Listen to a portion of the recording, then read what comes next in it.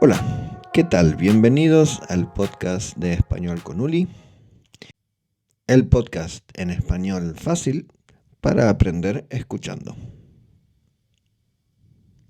Hoy vamos a hablar de una forma diferente de viajar, una forma más lenta, más consciente y más respetuosa con los lugares que visitamos.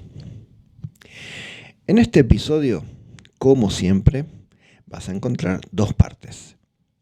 En la primera parte vamos a reflexionar sobre el turismo en Argentina y vamos a conocer el movimiento Chita Slow, que propone viajar más despacio y valorar la vida local. También vamos a ver si este modelo es posible en Argentina y te voy a mostrar un ejemplo concreto. En la segunda parte de este podcast vamos a hablar del español, de los recursos que usamos para opinar y hacer sugerencias. Vamos a explicar con calma algunas estructuras gramaticales que aparecen en este episodio y que también son útiles para expresar opiniones, sugerencias y valoraciones. Puedes escuchar el episodio completo de corrido o volver a la segunda parte después para entender mejor cómo funciona el español en este caso. Bien, ahora sí, empecemos. Cuando hablamos de turismo, muchas personas piensan en viajar rápido, por ejemplo, visitar muchos lugares y aprovechar cada minuto. A veces viajar se convierte en una carrera. Sacar fotos, cumplir horarios, pasar poco tiempo en cada lugar, porque el objetivo es conocer la mayor cantidad de lugares posibles. Sin embargo, cada vez más personas se preguntan si no sería mejor viajar de otra forma. En mi opinión, es importante pensar cómo viajamos y qué impacto tiene el turismo en los lugares que visitamos. No se trata solo de descansar o divertirse, sino también de entender dónde estamos y cómo viven las personas que habitan ese lugar. El turismo slow o turismo lento propone justamente eso, quedarse más tiempo, caminar sin apuro, observar, escuchar y participar un poco más de la vida cotidiana del lugar. No busca hacer muchas actividades, sino más bien valorar la experiencia. Y dentro de esta forma de viajar aparece el movimiento Chita Slow. El movimiento Chita Slow nació en Italia. Como su nombre lo indica, città es ciudad en italiano y slow es lento en inglés. Entonces, como te decía, este movimiento nació en Italia y propone una idea clara, que es fundamental priorizar la calidad de vida por sobre el crecimiento rápido. No se trata solo de turismo, sino de cómo se organizan y se gestionan los pueblos y las ciudades alrededor del turismo. Para formar parte de este movimiento es necesario cumplir ciertos requisitos. Por ejemplo, cuidar el medio ambiente, proteger la identidad local, apoyar a los productores de la zona y respetar el ritmo de vida del lugar. Yo creo que este modelo no es fácil de aplicar en todas partes. Me parece lógico pensar que es importante que las comunidades sean pequeñas y que exista un acuerdo entre las personas que viven allí. Muchas personas opinan que el turismo lento es poco realista. Dicen que genera menos dinero o que atrae menos visitantes. Sin embargo, me parece razonable preguntarse si todo crecimiento es positivo. Por ejemplo, en algunos lugares, el turismo masivo cambia demasiado la vida cotidiana. Sube los precios, especialmente los precios de los alquileres, y modifica la identidad del lugar.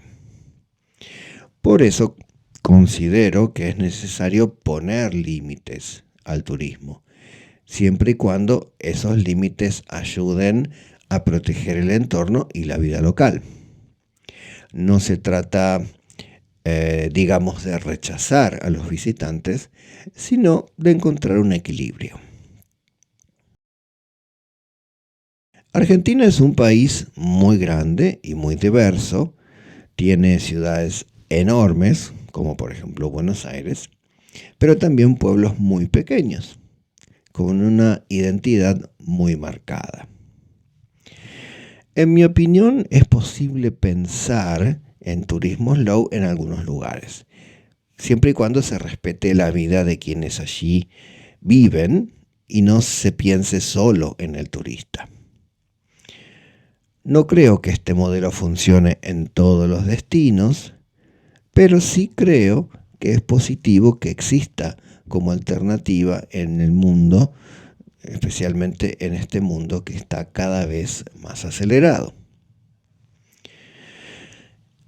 En Argentina existe un destino que forma parte del movimiento Cheetah Slow. Es una pequeña ciudad en la provincia de Córdoba, en el centro de Argentina, y se llama La Cumbrecita.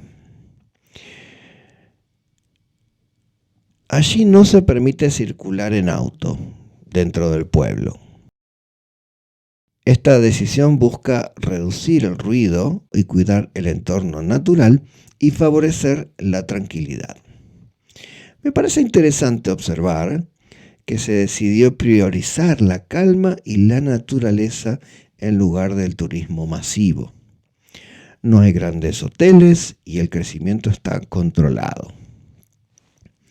En mi opinión, este caso muestra que es posible gestionar el turismo de otra manera, si hay coherencia entre lo que se dice y lo que se hace.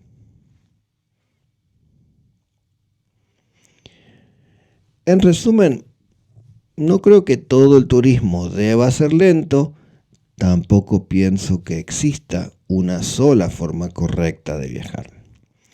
Sin embargo, sí considero que es importante que existan opciones diferentes. Viajar más lento puede ayudarnos a respetar más los lugares y a disfrutar mejor de la experiencia. Bien, entonces, como te decía, antes de terminar, vamos a detenernos en este momento en el español que escuchaste durante este episodio. En este podcast no solo hablamos de turismo, también dimos opiniones, valoramos ideas e hicimos sugerencias.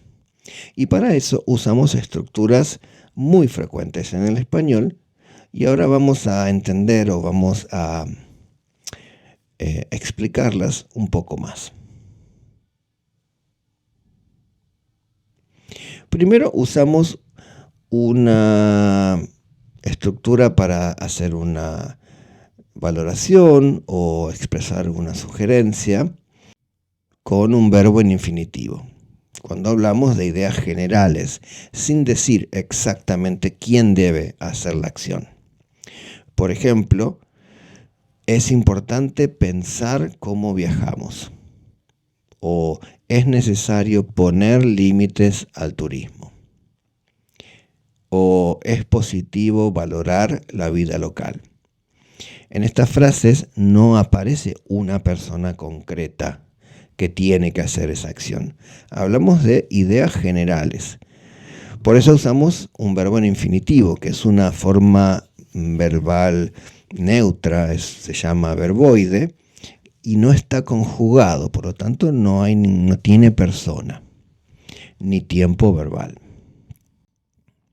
Esta estructura se usa mucho para dar opiniones generales, hacer sugerencias amplias, hablar de ideas y no de personas específicas. Otra estructura que usamos es una opinión o sugerencia más que más un verbo en presente del subjuntivo. Esta forma la usamos cuando hablamos de una acción que debería realizarse, especialmente cuando la acción no es solo una idea, sino algo un poco más concreto. Por ejemplo, es importante que se cuide el medio ambiente. Es importante que las autoridades pongan límites al turismo. Acá no solo opinamos, también hablamos de lo que debería pasar. Por eso el verbo va conjugado en tiempo presente del modo subjuntivo. Y escuchaste además otra estructura. Muchas veces usamos se más el subjuntivo. Por ejemplo, es fundamental que se respete la vida local, es importante que se proteja el entorno natural. Y este se también lo usamos cuando no queremos mencionar a una persona concreta. Hablamos de una responsabilidad general. El foco está en la acción, no en quién hace esa acción. Esta forma es muy común, especialmente cuando hablamos de normas, recomendaciones o temas sociales. Algo importante que tenés que recordar es que cuando el sujeto que emite la opinión y el sujeto de la acción, del segundo verbo, no es el mismo, no podemos usar el infinitivo. En ese caso, necesitamos usar que más el subjuntivo. Por ejemplo, es importante que las personas cuiden el ambiente, o es necesario que las comunidades decidan qué tipo de turismo quieren. Acá aparece un sujeto claro, ¿no? Las personas, las comunidades. Por eso usamos ese que más el subjuntivo. Entonces, en resumen, una valoración más un verbo en infinitivo lo usamos para una idea general sin un sujeto concreto.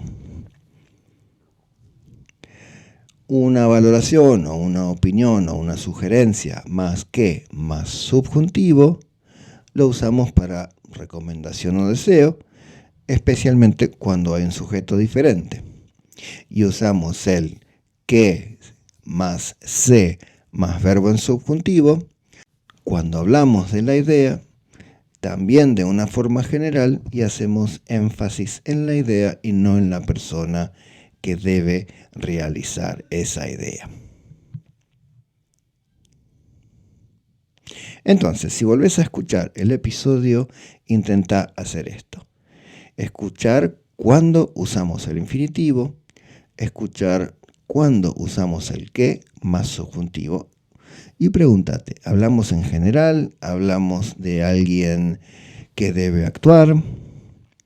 No se trata de memorizar reglas, sino de conocerlas. Saber cómo funciona el español cuando damos opiniones o hacemos sugerencias. Ahora sí, llegamos al final del episodio. Vas a encontrar un link con actividades si querés profundizar estos temas y te agradezco por escuchar y espero que nos volvamos a encontrar en el próximo episodio. Que estés bien. Chao.